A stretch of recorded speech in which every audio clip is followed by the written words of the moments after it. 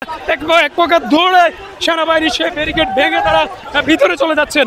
আমরা আপনাদেরকে সরাসরি দেখানোর চেষ্টা করছি। এই মুহূর্তে ধানমন্ডি 32 নম্বরে যে বাড়িটি রয়েছে সেই বাড়িটির সামনে দেখছেন, দর্শক দেখছেন উৎসুক জনতা, জুলাই যোদ্ধা সহ যারা আছে তারা এরই মধ্যে বাড়িটির ভেতরে প্রবেশ করছেন।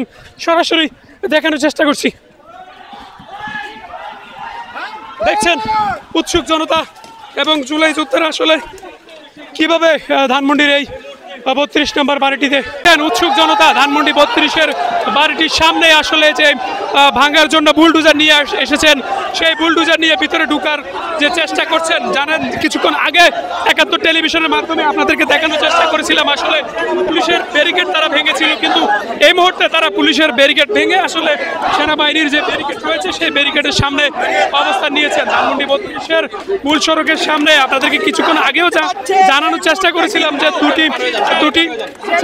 দুটি বুলডোজার নিয়ে তারা এসেছিল এবং তারা স্লোগান দিচ্ছিল। পুলিশের সেই ব্যারিকেড আসলে তারা ভেঙে ভিতরে ঢুকে গিয়েছেন এবং এই মুহূর্তে সরাসরি দেখানোর চেষ্টা করেছি আসলে পুলিশের ব্যারিকেড শেষে সেনাবাহিনীর যে ব্যারিকেডটি রয়েছে সেই ব্যারিকেডের সামনে আসলে অবস্থান নিয়েছেন জুলাই যোদ্ধা সহ উৎসুক জনতা।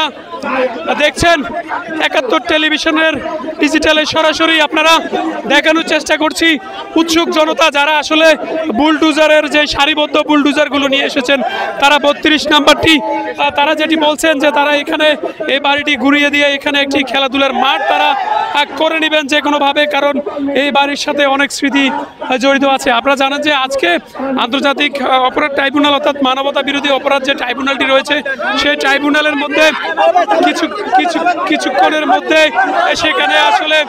সেখানে রায় দিবে।